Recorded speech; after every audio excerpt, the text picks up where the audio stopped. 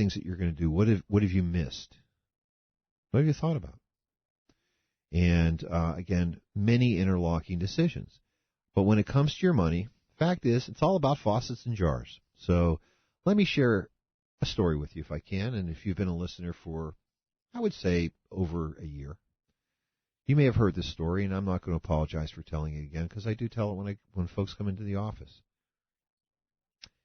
I'm a native Pittsburgher, as you can tell, because I don't talk funny like most folks in St. Louis, say farty, things like that. But in Pittsburgh, both of my grandparents, interestingly enough, lived within 2 miles of each other. They were actually each on one side, another of a municipality. Both of my grandparents also lived in what we call row houses. So if you've ever seen All in the Family, and folks of my generation, they know what that is. Terrific show. Archie's Place. You walk into Archie's house. There was no bathroom on the first floor. Walked into the living room. The dining room was right behind it. So was the kitchen, and of course, the incredibly loud toilet was upstairs with the 2 bedrooms. And my grandparents' houses really were very similar. Interestingly, my mom's parents lived in what you might call the Archie district. Maybe we call it the middle-income area. And my dad's parents, my grandfather was a dentist. He lived in the upper class side of it. A little bigger, a little swankier, but they both lived in row houses. And, of course, they had neighbors that were attached to it. So the reason I'm telling you this is because when I would walk in and see my grandparents, I remember my mom's mom, Nana as we call her, on her bureau, as she called it, she had 3 jars. And I remember as being young, and I would see her when we would come in, she would be filling these jars with money. And I asked her, I said, Grandma, what's this all about? And she said, well, one is for the temple, one's for the women's organization, and one's for somebody else. And I thought to myself, at least as I look back at retrospectively, Grandma was a financial planner. I mean, she identified certain goals that she had, and what she would do is fill these jars with money. She would empty them, basically give the money, and I like to think of it as an analogy, spending guilt-free. So as a planner, when we look at folks doing their planning, and really especially in retirement, it's all about filling up jars. And everyone has different types of jars. It might be a remodeling jar. It could be going to have that last car jar. Aaron and I like to laugh about that. Nobody ever gets their last car in retirement because folks are retired for long periods of time. Even if they can hold that car for 10 years, they're probably going to have at least 2. We hope maybe even more. And then there may be helping the grandkids out jar. It may be a travel jar. For some of our clients, they even have a gambling jar. They like to gamble a certain amount every year. They put it aside. What they do is they keep score. I think it's kind of fun and interesting. And sometimes that jar runneth over if they're lucky. And other times, well, we got to fill it up the next year, and that's all fun.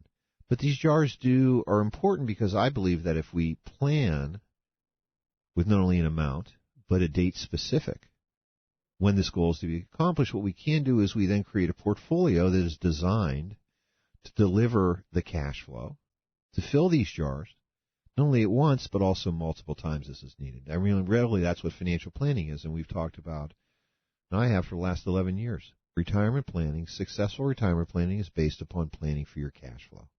So obviously, understanding what your cash flow is, identifying what those jars are, is extremely important.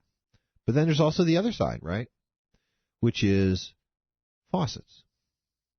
When I'm thinking about people's money, I tend to think in pictures, and if you ever do visit with me in my offices, Aaron and I, you notice that in our conference room we have this very large electronic whiteboard. And what we do is we draw pictures. And trust me, I draw the way only a mother would love, okay? My daughters, both of them, incredible. They're artists. My wife is a terrific artist. My mother actually taught art at camp, which is where she met my dad many, many years ago. But none of that came to me. But I tend to see things in pictures. And to me, when I look at a client's money, what I'm really seeing is pools, if you might say, reservoirs of money. And there are different types of reservoirs. There are retirement accounts. There are what we would call investment accounts, those accounts that are actually outside of your retirement plans. There are pensions, because, pension really is a faucet that you're turning on, and there's an income flow coming from it. There's obviously also Social Security as well. Some folks have real estate rental income. Some folks have second businesses, and even second occupations. And truthfully, we don't have a lot of folks that work in retirement. They don't want to. That's why they're trying to get out. But having these pools, establishing these pools is extremely important. And then the sequence of timing. When do we turn on, turn up, sometimes turning down these faucets, and doing it in a tax-efficient way? That's really what a game plan is all about.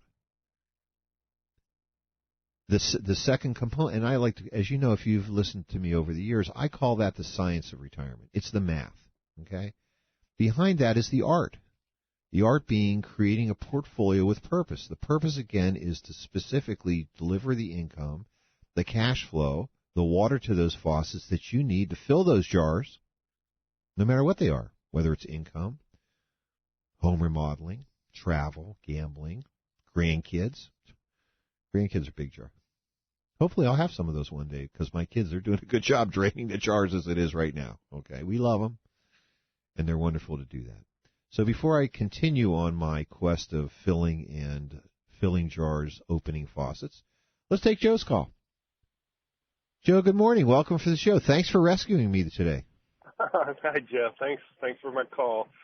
I've got a specific question, maybe too hard to answer over the phone. Okay. But let me give it a shot.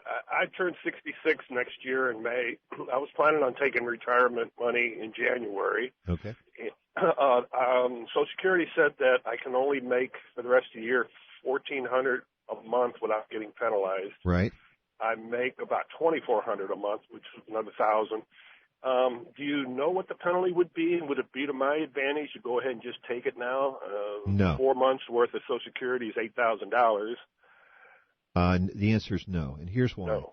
What happens is that for every $2 that you take that is in excess of that $15,400 limit, annual limit, you have to give back $1 Social Security benefits. Okay. So the truth is, let's not shoot ourselves in the foot. You know, let's wait for a few months. Let's take it later, and then you'll be free and clear, fully clear. Especially at 66, what happens is that you can earn as much as you want. Yeah, that's what I understand. And the other thing I do want to mention to you is that, and something to remember here, is that what Social Security is referring to is earned income. Now, again, if you were drawing money from your retirement accounts, that's not earned income. Okay. So that wouldn't be an issue. And again, what I would do is, since you've already had a discussion with Social Security about this, give them a call back, confirm what I've said to you about this, and if you can get on the line or make an appointment, whichever it would be. Yeah, they got a good service. You give them their number, and they do call you back. Fabulous. That helped a lot. But, I'll wait till January because my birthday's in May, and I won't be taking that big of a hit. Taking it 5 months early. And the neat part is that again, what will happen is that your Social Security benefit is incrementally increasing every month that you wait. Yes. So it's not a bad thing. So again, the break even on this, if somebody was to wait for, as an example, if they waited from 62 to 66, it takes about until age 84 to break even. In this case, if you're looking at, putting off 4 months of benefits or 5 months of benefits that you would have taken, you're looking at a couple of years of a break even. It really isn't worth it. Not worth it to do it. No. Right. Save your dough, my friend. Well, hey, I listen to you guys every week because since this last year, me getting close to retirement, I try to pick up any information I can get from you, and you guys are very helpful. Well, fabulous. We really do appreciate your comments, and hopefully, as you're getting within, I would say probably 6 months of retirement, where this is really the time. If you don't have a financial advisor, I'd sit down with one. It sounds like your thinking is, one thing that we're really looking at and we love to see people do is to have good thinking. If your thinking's in the right place, you're getting confirmation on it. And the bottom line is that visiting with someone else will put you in a position where hopefully you'll be getting information that you don't have that'll fill some of those gaps so that it'll make your thinking even better. Yeah, you guys gave me some good advice a while back as far as waiting, and that's why I listen every week because you listen, you're going to pick up a little bit of something that you didn't realize that it might make a big difference in the long run. Well, good, Joe. And again, what I was going to say is that, we really appreciate those comments, and hopefully we're helping to fill in people's gaps. But the neat part is we do offer a free coaching session every week for folks that want to come in. We don't limit it to, you don't have to have a certain amount of money. You don't have to be a certain age.